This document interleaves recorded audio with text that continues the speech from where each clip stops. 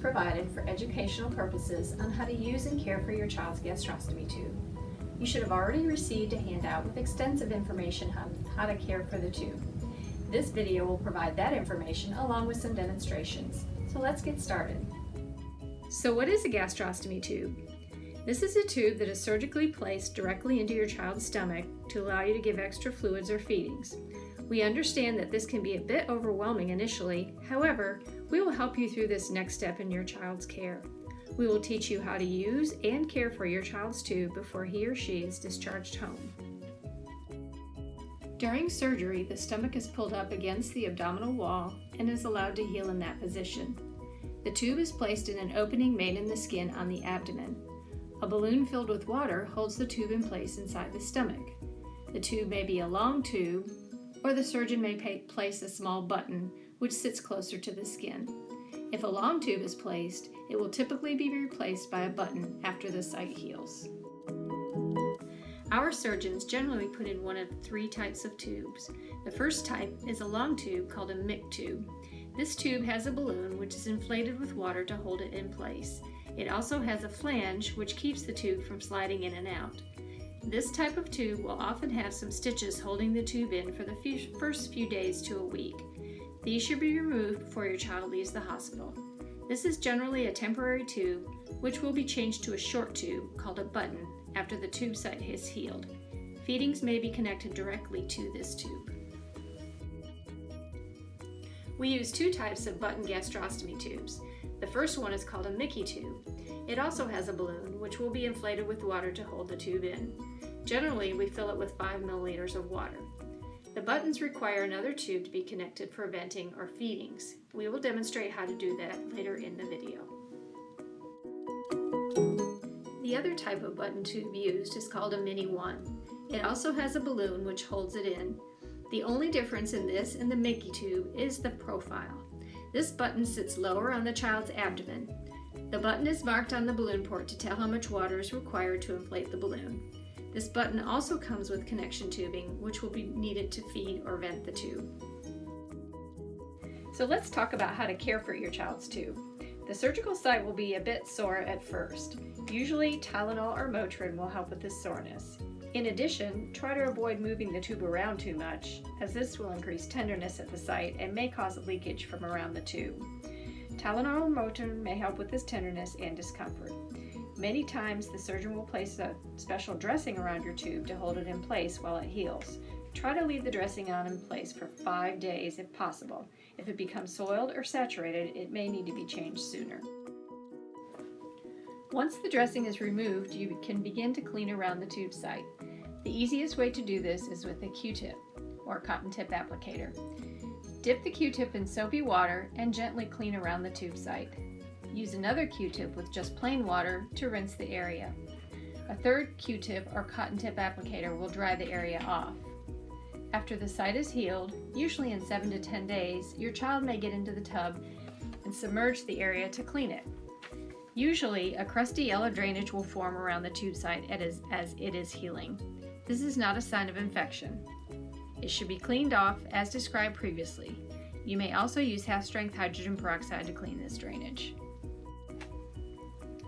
Now that the tube is placed, how do I use it for feeding my child? If your surgeon places a long tube initially, the feeding may be connected directly to this tube. If a button is placed, extension tubing will need to be connected in order to feed. You will be shown how to start a feeding and stop a feeding prior to your child leaving the hospital. Our registered dietitian will see your child while he or she is in the hospital. She will determine the best method and formula to use for your child's G-tube feeding. If she determines that a feeding pump is needed, this will be ordered for home and you will be shown how to use it prior to being discharged home. We will also make sure that all your supplies and formula are ordered before you're discharged. These supplies will be delivered by your home health company. To feed through a gastrostomy button, you must connect an extension tube. There are two types of extension tubes, a large straight tube and a smaller right angle extension tube. They are both in your kit. The straight tube is used for bolus feedings and sometimes for venting. The right angle tube is used for slower feeding and feedings delivered by a pump. It can also be used for venting if desired. The extension tube should be disconnected when not in use, as it is heavy and can cause the tube to rock back and forth. This will cause the gastrostomy opening to become larger and leak. Open the port to the gastrostomy tube and place the extension tubing in the opening with the black marks lined up. Then turn clockwise to secure it. Do not overturn the tubing, as it will break the lock and the extension tubing will not stay in. To remove the extension tubing, simply turn counterclockwise and line up the black marks again. Gently pull the extension tubing out to remove it. Venting the tube is recommended prior to a feeding and is needed for gas or discomfort. To do this, follow these instructions. Connect the extension tubing to the feeding tube and lock it in place. Open the port on the other end of the extension tubing and connect a 30 or 60 milliliter syringe. Hold the syringe above the child to allow the air but not the contents to escape from the stomach. This can usually be accomplished in less than 5 minutes. When finished venting, allow any excess formula which has escaped into the syringe to drain back into the stomach before feeding or disconnecting. If not feeding, unlock the extension tubing and remove it.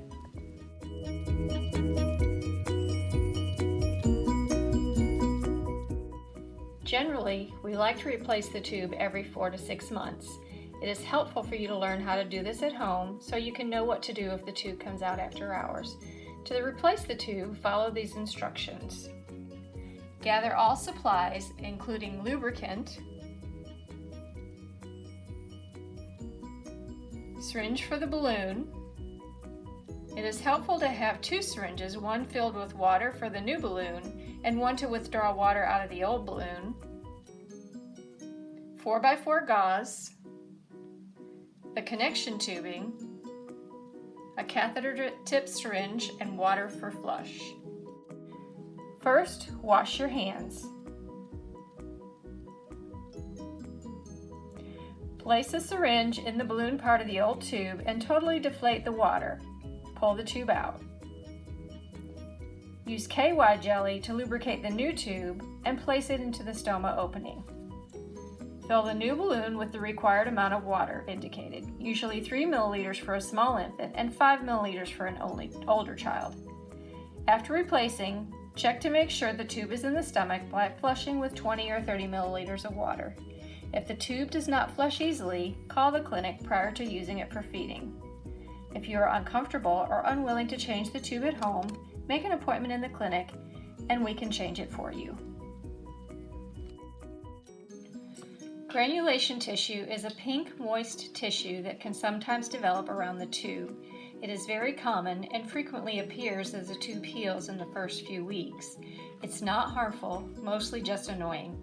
It can cause more drainage and leakage around the tube.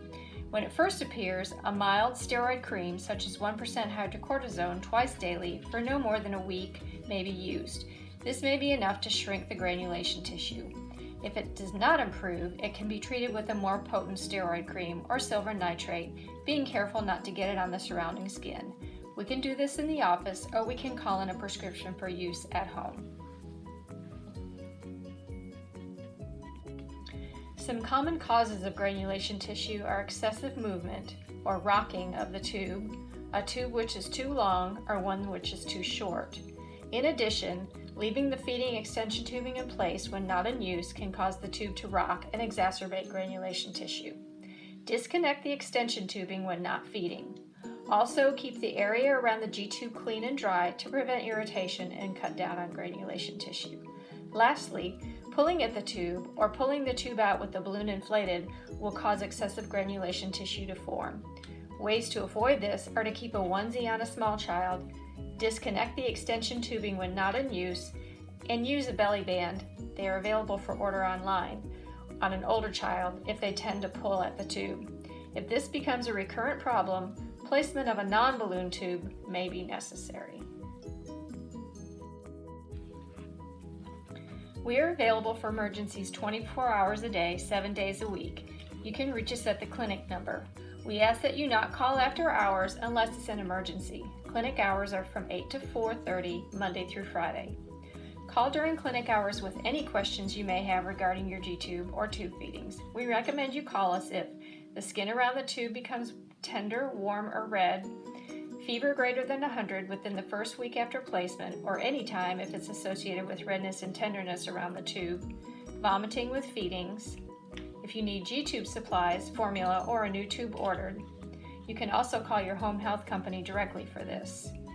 If granulation tissue is developing, if there is excessive leakage around the tube site, or if the tube falls out. This is our educational video regarding gastrostomy tube feeding and care. We hope this has been helpful as you take this next step in caring for your child. Please do not hesitate to call us, and we are thankful that you are allowing us to be a part of your child's care.